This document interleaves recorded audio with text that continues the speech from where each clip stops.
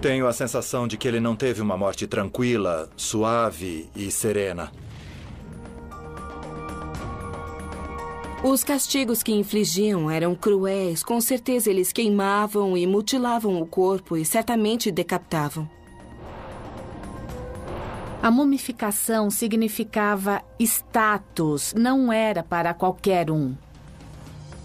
As múmias têm 3.000 anos, mas podemos aplicar técnicas forenses modernas para obter respostas.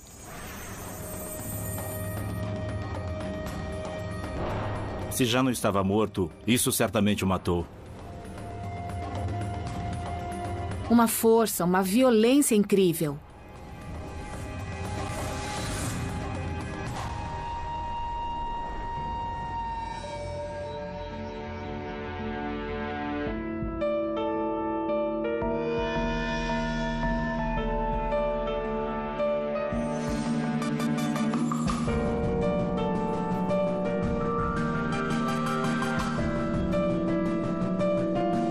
Múmias reveladas. O corpo desaparecido.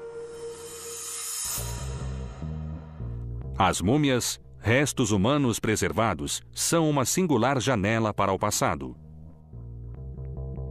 Povos como os egípcios antigos, na crença de que precisariam dos corpos no além, esforçavam-se por desenvolver técnicas avançadas de embalsamamento para evitar a deterioração que ocorre após a morte.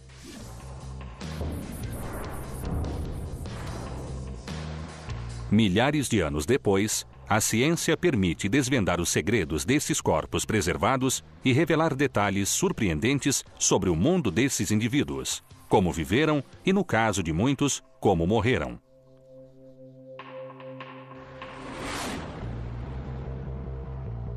A mais de 3.000 quilômetros do Egito, um museu da Inglaterra abriga uma cabeça mumificada. Ninguém sabe como se separou do corpo. Com apenas esse fragmento do indivíduo, a equipe de investigação de múmias enfrenta um desafio. Não sabemos quem era, quantos anos tinha quando morreu, onde está o corpo, por que a cabeça ficou assim. Temos muitas perguntas a responder. E sabemos que era egípcio? Sim, sabemos, mas isso é tudo. Muito bem. Então é um homem adulto, egípcio e foi mumificado. E agora quer que tentemos obter mais respostas. Isso mesmo. Geralmente estudamos corpos completos e não somente partes do corpo, então será mais difícil apenas com a cabeça. Mas eu tenho certeza que conseguiremos obter uma resposta, dar-lhe uma realidade e situá-lo em seu contexto antigo. A líder da equipe, Joan Fletcher, é uma egiptóloga renomada. Já examinou múmias no mundo todo, mas esse pode ser seu caso mais difícil.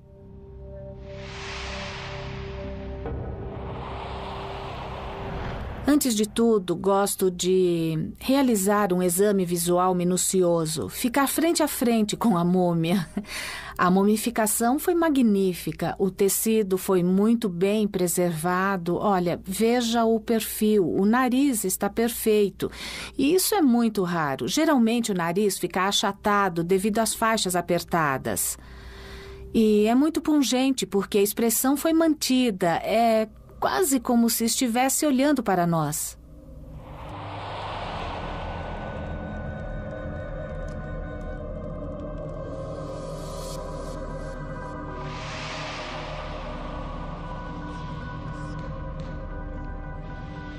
O homem pode ter morrido de vários modos diferentes, e como não tem o corpo, a equipe precisará testar teorias apenas com a cabeça.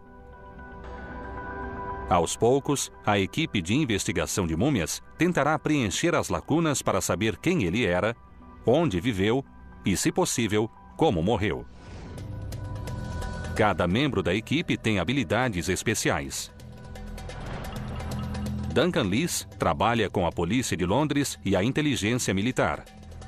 Aplicará suas refinadas técnicas forenses a essa antiga múmia. Nessa equipe, diferentes experiências e especialidades são combinadas. O Dr. Stephen Buckley é pioneiro em análise química da mumificação. É um dos poucos no mundo capazes de identificar as vitais pistas químicas contidas na cabeça. Os embalsamadores eram bons. E o conhecimento de restos humanos antigos da egiptóloga Jill Scott será crucial para desvendar a verdade sobre a morte dessa múmia. Em medicina forense, precisamos de evidências físicas. A equipe será instruída em sua sede na cidade histórica de York. Querem saber quem ele é, por que morreu e se há evidências de que foi crime. As fotos mostram apenas a cabeça e, a não ser que esteja faltando fotos, não temos mais nada, é isso? É tudo que temos, é isso, só a cabeça. Nós tínhamos o corpo completo em outros estudos de múmias. Mas é só a cabeça mumificada, então teremos de nos dedicar e usar todo o nosso conhecimento para obter respostas. Eu vou tratar do caso como se fosse moderno, um assassinato atual. Ele viveu na antiguidade, mas mesmo assim deve haver evidências de como foi que ele morreu. As fotografias suscitam várias perguntas. Há ferimentos no pescoço. Alguma coisa aconteceu. Foi um machado, alguma lâmina, um garrote. Precisamos saber como a cabeça foi removida do corpo. Isso está ligado aos ferimentos acima da órbita direita. E se ele foi decapitado, teria sido vítima de um esfaqueamento ou de um golpe com um objeto não pontudo? A primeira coisa que preciso fazer é voltar aos arquivos e tentar descobrir algo sobre essa pessoa. Seria interessante saber quando entrou no país e se isso vai combinar com o que a ciência dirá sobre ele, sobre seu status, como vivia e... Exato. E se pudermos descobrir exatamente onde e quando viveu, porque a cronologia é importante, não é? Sim, e a mumificação pode ajudar. Os materiais mudaram com o tempo. Se pudermos identificar quimicamente esses materiais, poderemos ter ideia de quem era essa pessoa e qual era o seu status. Só agora que a tecnologia avançou muito, nós podemos começar a obter respostas. Há 2 anos não teríamos conseguido fazer isso, mas agora temos boas chances de aplicar a tecnologia a uma cabeça de milhares de anos e descobrir como foi que esse homem morreu. Minha preocupação no caso é que só temos a cabeça e por isso temos de nos conscientizar de que não teremos condições de descobrir exatamente tudo. Quase todas as evidências que poderiam esclarecer a vida e a morte desse homem desapareceram, assim como seu corpo. Então, será uma tarefa difícil desvendar esse antigo mistério.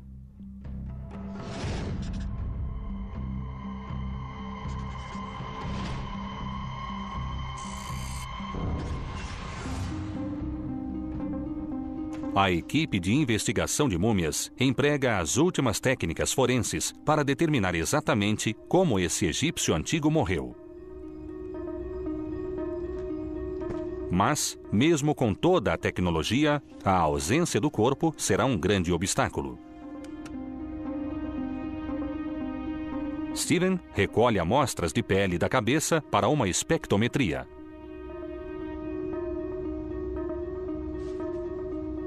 É a primeira vez que a cabeça é submetida a uma análise química.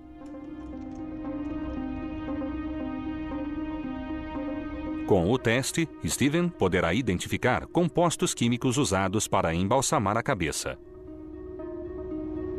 Esses compostos permitirão entender como o homem foi mumificado. O teste detecta vestígios minúsculos dos compostos. Precisamos tomar cuidado com a amostragem para não detectarmos contaminação moderna, por exemplo. A amostragem também precisa ser feita com precisão para que ele não danifique a inestimável múmia.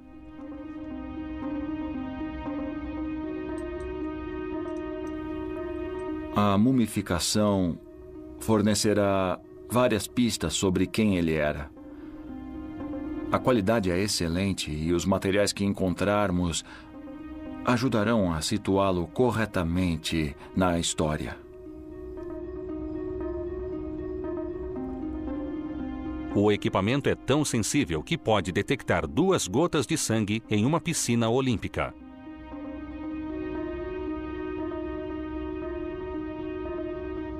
Na elaboração do perfil da múmia, a análise de seu cabelo fornecerá mais peças para o quebra-cabeça. Pode revelar a qualidade da dieta do homem, um forte indício de seu status social. Quando eu voltar ao laboratório, vou extrair os materiais orgânicos, os resíduos orgânicos das amostras. Vou obter a identidade química desses componentes individuais. Reconstituir os materiais usados, e isso será muito útil para sabermos como era a vida dessa pessoa.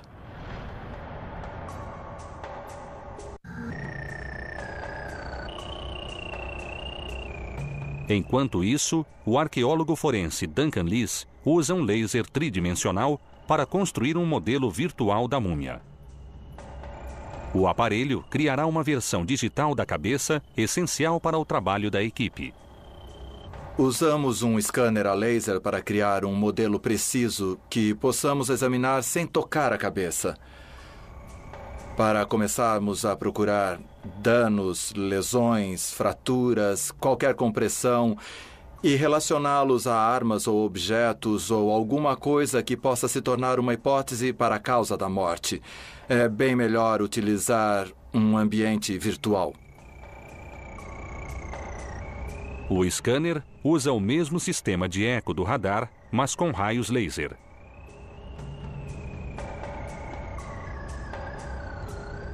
O laser lê a superfície do objeto, criando 20.000 pontos precisamente medidos por segundo.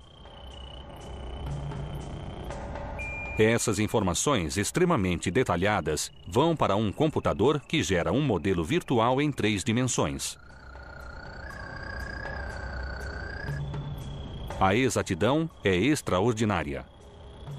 A margem de erro é de apenas 20 microns, 20 milionésimos de metro, menos do que a espessura de um fio de cabelo. Tenho a sensação de que ele não teve uma morte suave, tranquila e serena. Precisamos lhe fazer um favor ou lhe fazer justiça e usar todos os nossos recursos para descobrirmos como ele morreu. E queremos também que isso fique registrado. Ele esperou bastante por isso. Quando ele viveu? Antes que possa descobrir como o homem morreu, a equipe precisa lhe devolver a vida ao determinar quem ele era e onde e quando viveu. A cabeça foi doada ao Museu Newcastle no final do século XIX. Uma das poucas pistas que o museu transmitiu à equipe foi a sugestão de que a cabeça mumificada era do período do Antigo Império Egípcio. Foi em torno do 3º milênio antes de Cristo, há 4.000 anos, quando a civilização do Egito atingiu seu primeiro auge, a época das magníficas pirâmides de Gizé. Nessa fase da história egípcia, a mumificação era relativamente nova e dependia do uso de natrão, uma mistura simples contendo carbonato e bicarbonato de sódio. Quando o corpo era envolvido em natrão, a umidade era extraída da pele durante uma parte central do processo de mumificação. Como nada mais era feito ao corpo, as múmias do Antigo Império são facilmente identificáveis e tendem a ser mal conservadas. Mas, nesse caso, como não há corpo, John e Jill voltam para a pesquisa tradicional. Ainda precisam descobrir onde e quando ele viveu. Estava pesquisando os arquivos e consegui encontrar informações sobre a múmia. Sabemos que ela foi doada em 1877 e que foi encontrada no Egito, no sítio de Saqqara. Realmente é uma excelente notícia, porque a situa geograficamente no norte do Egito, em Mênfis. Fantástico. Temos uma ideia de sua procedência agora.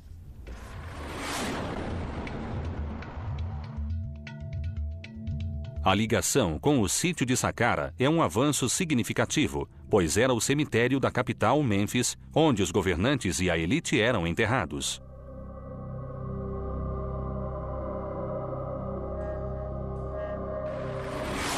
Havia um nível de mumificação extremamente alto nesse lugar. Não era algo mediano, era realmente bem feito. E certamente acho que há boas chances de que ele tivesse funções reais em sua vida profissional.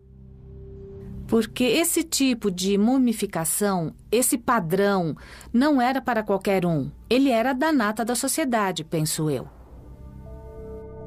Por ter conservado tantos detalhes durante milhares de anos, como pálpebras, orelhas e cabelo, esse homem deve ter passado por um alto nível de mumificação, algo que ainda não era obtido no Antigo Império.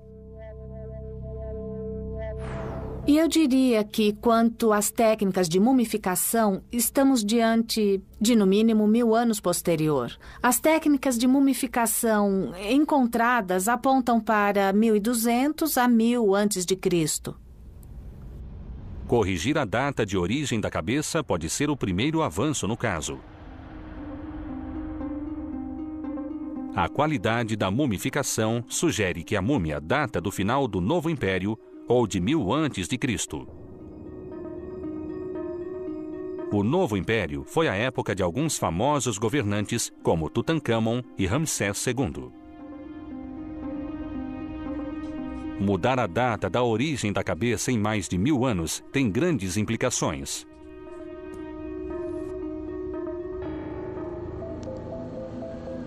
O resultado da espectrometria pode fornecer a prova definitiva. A espectrometria de massa com cromatografia gasosa é o paradigma das análises químicas, crucial para investigações criminais. A máquina parte do princípio de que toda substância química se transforma em um gás a certa temperatura.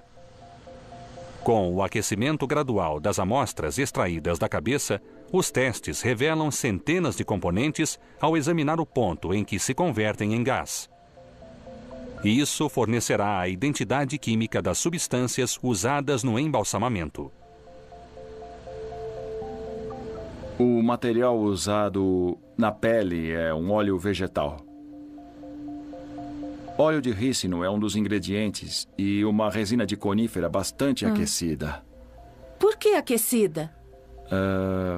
Bom, nesse caso, pelas pistas que a química nos dá, talvez fosse para deixá-la escura. Porque também há betume aqui. É um componente menor, mas o fato de estar presente é útil. Os minúsculos componentes químicos do betume que Steven identificou são uma descoberta importante. O preto era a cor tradicional do Egito e também representava a vida. O escurecimento das múmias no embalsamamento podia ser um modo de mostrar identidade nacional.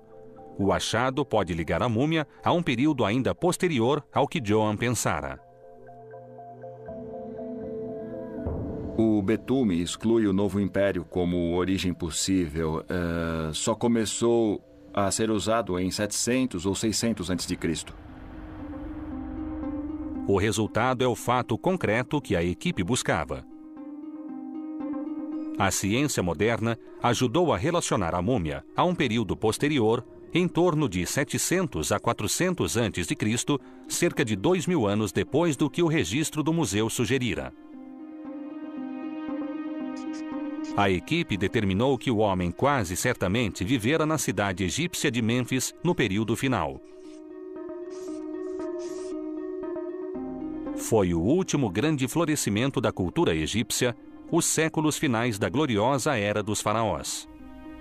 O Egito estava tentando estabelecer sua identidade cultural com a entrada de muitos estrangeiros naquele país. Nessa época, achavam que tinham que reafirmar sua identidade nacional. E faziam isso de várias formas, inclusive através da mumificação.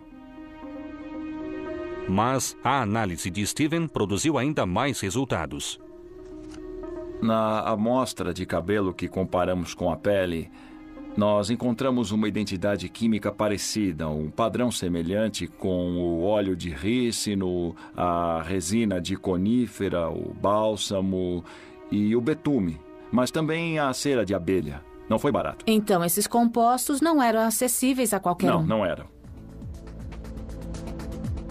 A espectrometria tornou mais claro o perfil do homem misterioso.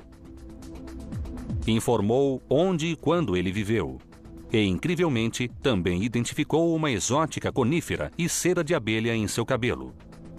Ambas as substâncias eram usadas na fabricação de perucas, um símbolo de status para a alta sociedade egípcia. Há 10 anos, Filippo Salamone pesquisa os rituais e métodos em torno dos cabelos e perucas do Egito Antigo.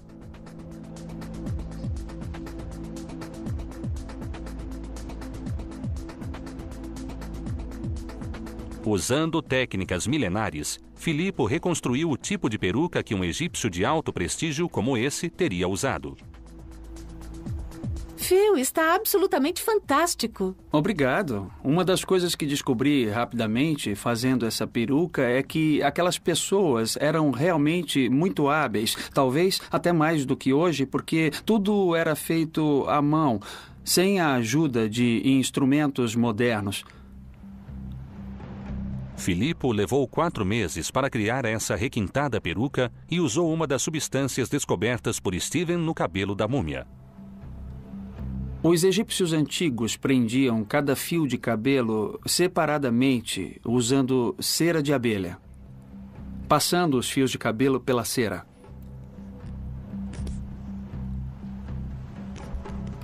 A julgar pelo tempo, esforço e energia empregados para criar a peruca, eu diria que ele era abastado.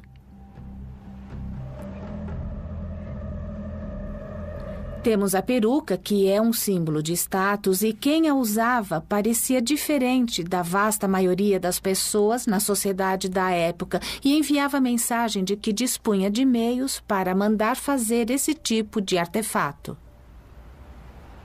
E isso levanta uma questão. Será que ele teria tanto destaque em sua sociedade a ponto de ter se tornado um alvo? Poderia ter sido vítima de um ato violento, talvez de assalto? Era o que eu ia dizer. Essas ideias logo vêm à mente quando vemos a peruca e o imaginamos com ela.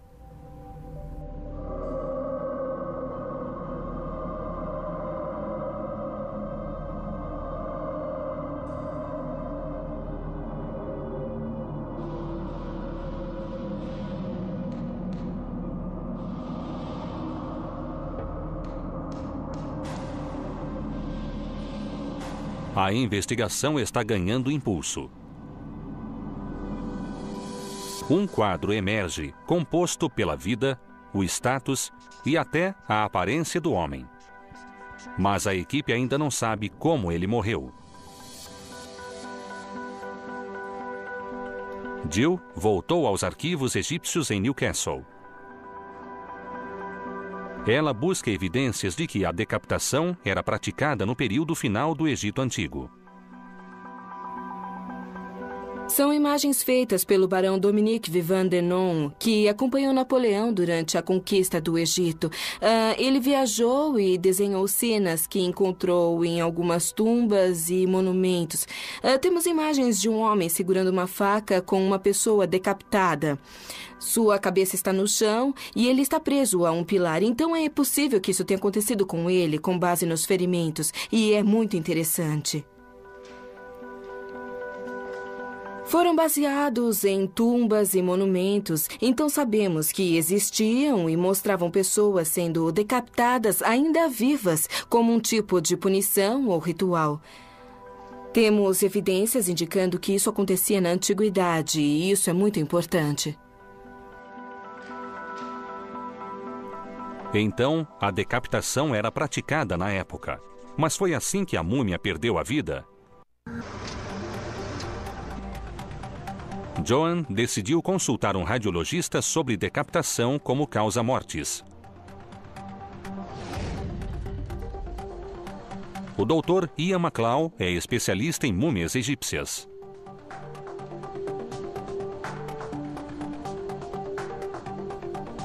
Se fosse decapitação, eu esperaria ver um corte muito mais liso, onde um machado ou uma espada teria cortado a carne. Mas esse ferimento aqui parece mais irregular. Não está nada liso. Não, não está. Parece que houve uma fratura. Isso explica as irregularidades? Isso mesmo. Isto é o músculo? É o músculo com a pele. Isso mesmo. E vemos parte do osso se projetando aqui. Parece que se quebrou em algum momento da história. Então podemos descartar a decapitação como causa da morte. É muito improvável que ele tenha sido decapitado. Também estou intrigada com essa ferida feia sobre o olho direito. Deve ter sido causada após a morte, pois os tecidos se soltaram, mas o osso também foi danificado. Sabemos que os egípcios antigos, certamente os faraós, gostavam de executar os inimigos usando força bruta, atingindo o crânio com um cetro de pedra. Muitas vezes isso ocorria na área da testa. É difícil dizer só olhando, porque o dano pode ter sido posterior. Para ter mais informações, precisamos de raio-x. Esse é o próximo passo? Acho que sim. A múmia não foi decapitada. Essa via de investigação se fechou. Mas a análise do Dr. McClough abriu outra. O foco agora é a ferida na cabeça da múmia. Pode ser evidência de um golpe fatal? O Museu Harrogate tem uma grande coleção de artefatos egípcios. John e Duncan procuram no depósito uma possível arma do crime. Estamos procurando algo como um cetro. Como são exatamente? São instrumentos ou são armas? São objetos muito brutais, mas muitos egiptólogos acham que provavelmente são instrumentos cerimoniais ou rituais porque são relativamente pequenos. Acho que podiam ser usados como um tipo muito eficaz de arma, porque nas imagens vemos cenas do faraó golpeando o inimigo. O prisioneiro está ajoelhado diante do faraó, que ergue nas mãos um desses cetros e está prestes a desferir o golpe fatal com esse objeto. São muito bem feitos e lindamente trabalhados. Eu estou surpreso com os diferentes tamanhos e diferentes formas. Com certeza. Estes também são maravilhosos e são ainda mais brutais que os redondos. Têm uma borda afiada. Poderiam ferir quase como uma faca. É uma borda muito fina. Tem um lindo acabamento e eu adoraria que você escaneasse um deles porque são absolutamente incríveis, verdadeiras obras de arte. Mas pensar que já podem ter matado alguém, eu gostaria de descobrir. Vamos medi-los, escaneá-los e depois vamos tentar compará-los com a ferida no crânio para identificar, talvez, que tipo de forma e dimensão estamos procurando. Vamos levar alguns e registrá-los. E se pudermos escanear todos, será fantástico.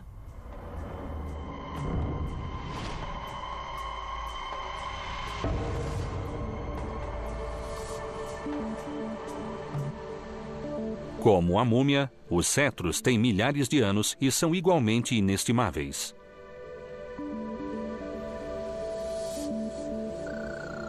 Vamos escanear de cima e também de baixo, sem ter de movimentar o objeto. Alguns duvidam, dizem que são muito pequenos para causar tantos danos, devem ser cerimoniais. E queremos responder essa pergunta. Já estivemos em cenas de crimes em que objetos não muito mais pesados ou maiores do que estes infligiram muitos ferimentos. O scanner produzirá uma imagem digital precisa dos cetros.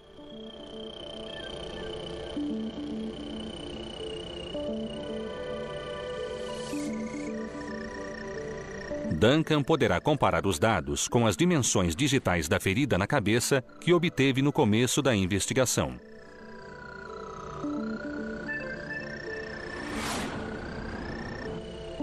As múmias têm 3.000 anos, mas podemos aplicar técnicas forenses modernas para obter respostas. Estamos adaptando técnicas que só foram adotadas há 2 ou 3 anos para questões que se deram há milhares de anos. Apesar de contar com a mais moderna tecnologia, a equipe de investigação de múmias ainda não desvendou o mistério da morte do egípcio embalsamado. Duncan tenta recriar digitalmente como o homem pode ter morrido e Joan pretende reproduzir fisicamente o mesmo tipo de golpe brutal.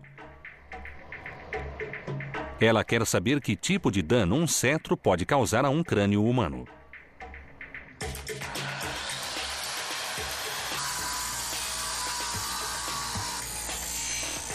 Pediu que artesãos reproduzissem 2 cetros do Egito Antigo. Eles talham o granito com lâminas de diamante para obter um bom acabamento.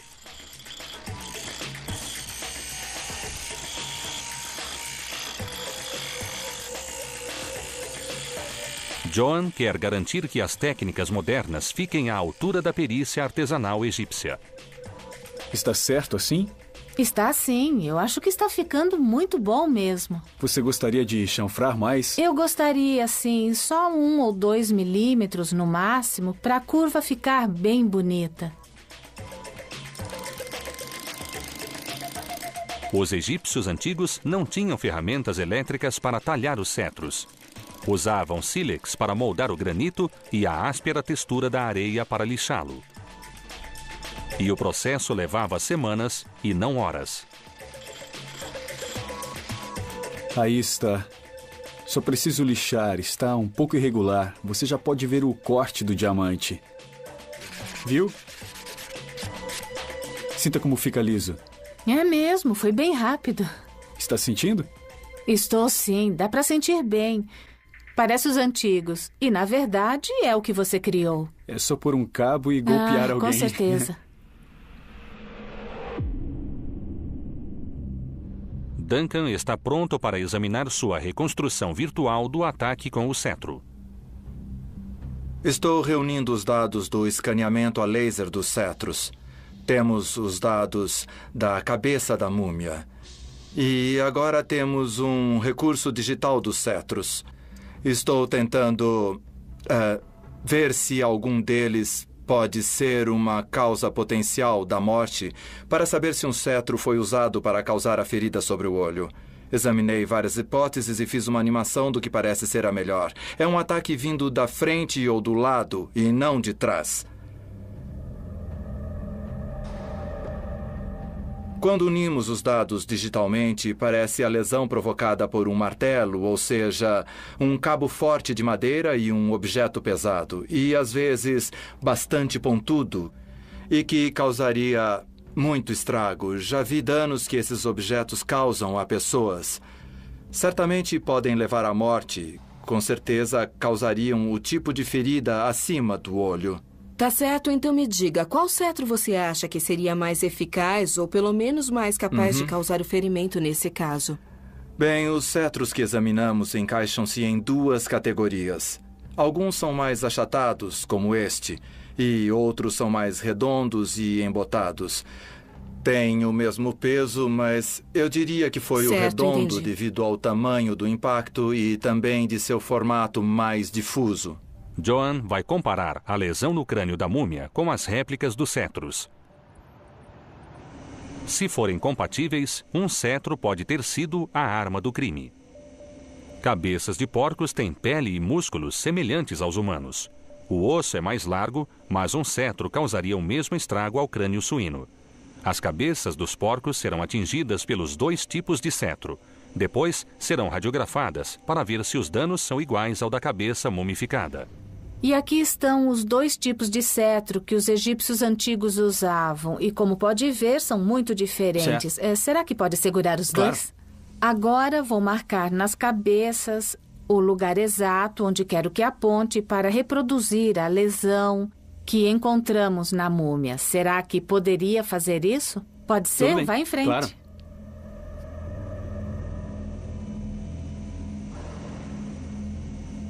Muito bem. A segunda ficou mais danificada. Tem uma ótima pontaria. Então, esta foi atingida com esse instrumento. E esse cetro, que eu achei que causaria mais danos, não fez praticamente nada. Não. Fascinante. Contrariando as previsões, o cetro em forma de disco foi o mais letal. Depois de tudo que você analisou, você acha que o golpe com um cetro pode ter causado a morte do indivíduo? Devo dizer que pode, sim. Pode, porque nada que examinei até agora exclui essa possibilidade. Acho que precisamos de mais radiografias. Você e o Joe podem fazer mais raios-x para ver a lesão que eu não posso ver dentro do crânio.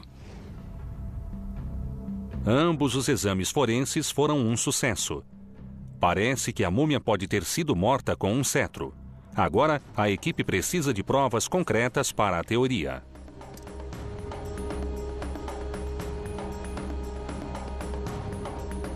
Fazem radiografias para examinar a lesão. Analisam o trauma sob a superfície do crânio, invisível a olho nu.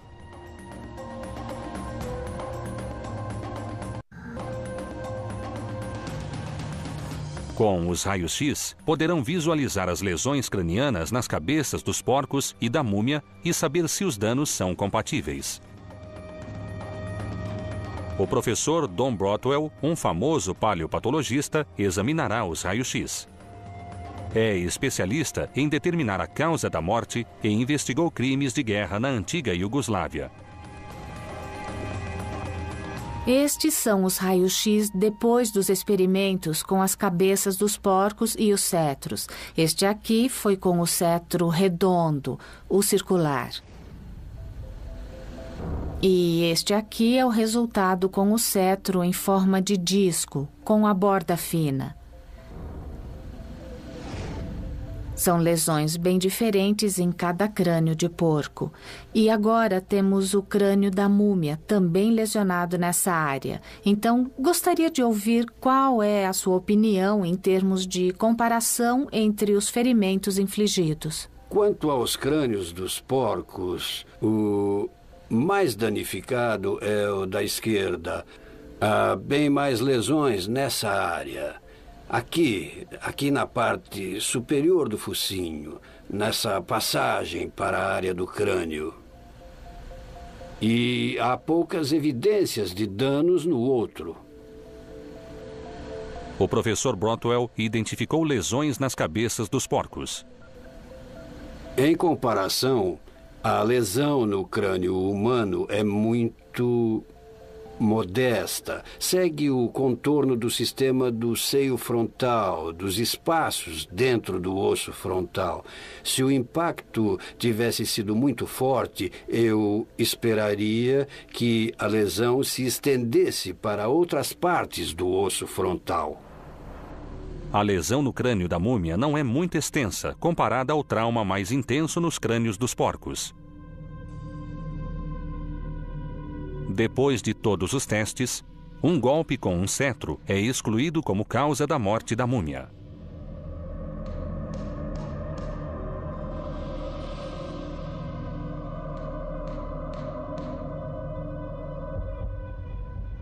Continua o mistério de como os ferimentos se deram.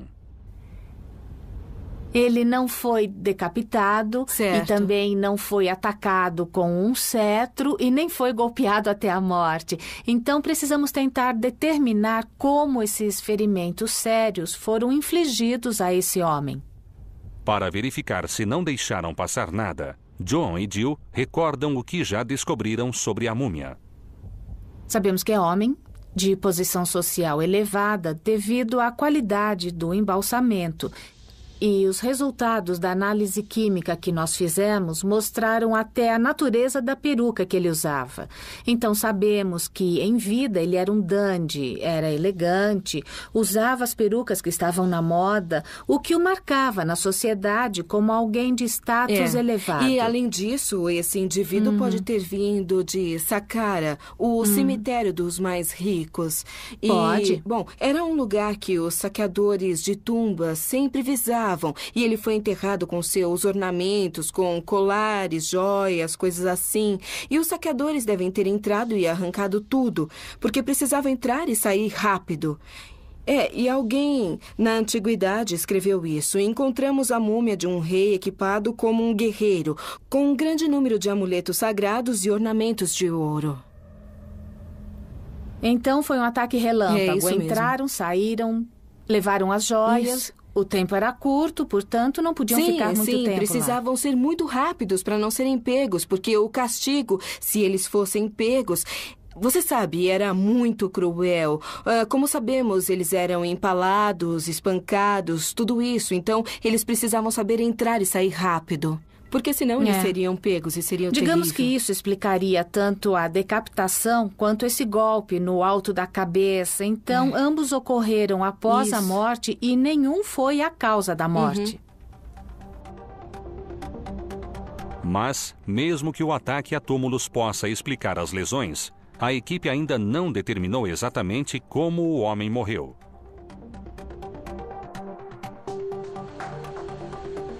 John espera que o exame detalhado dos raios-x pelo eminente radiologista Ian MacLeod traga algumas respostas.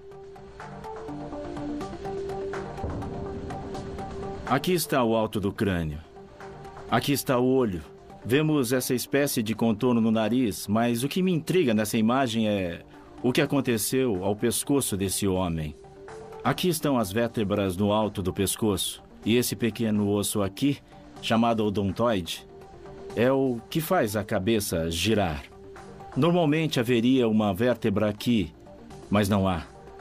Está aqui. Então foi empurrada para trás. Vou mostrar uma imagem normal para você. É uma radiografia antiga, mas espero que mostre como deveria ser. Aqui vemos o mesmo tipo de vértebra. Você pode observar, lá estão o odontoide e a vértebra onde devem estar.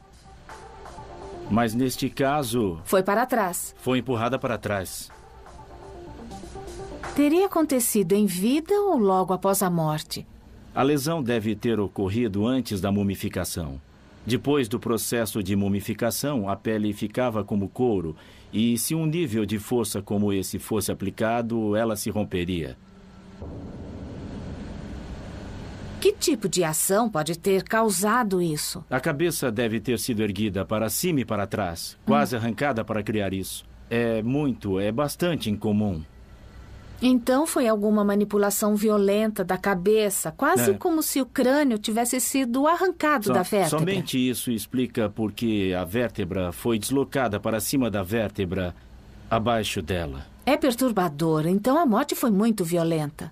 É interessante que, com isso em mente, a fotografia original que você trouxe começa a fazer mais sentido.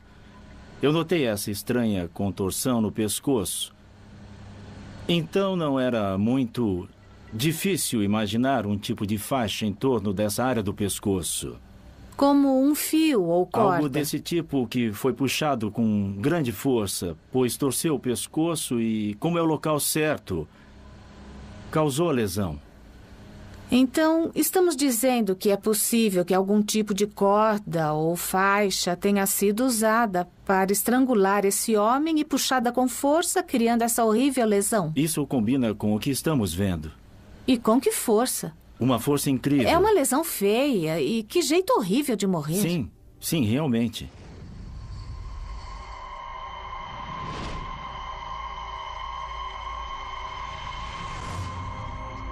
Essa foi uma das missões mais difíceis da equipe de investigação de múmias.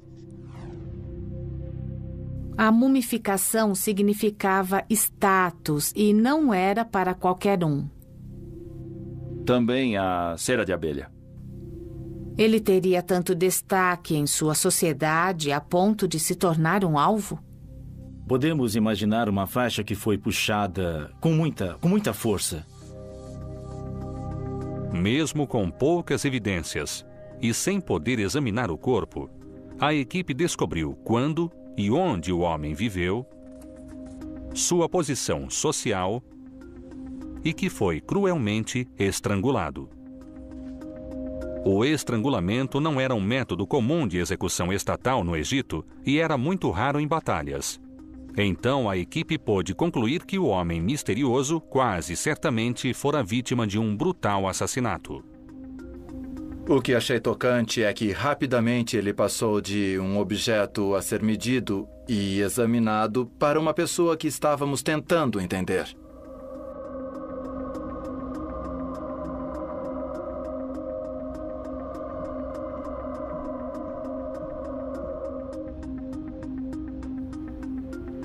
A ciência ajudou a colocar esse indivíduo em algum tipo de contexto.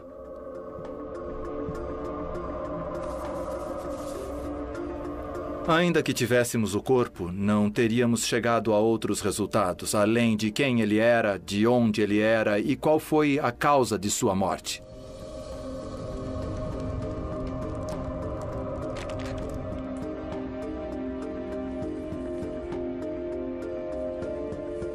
Foi um ataque relâmpago. Um grupo se atirou sobre esse homem para roubar a fortuna que exibira em vida.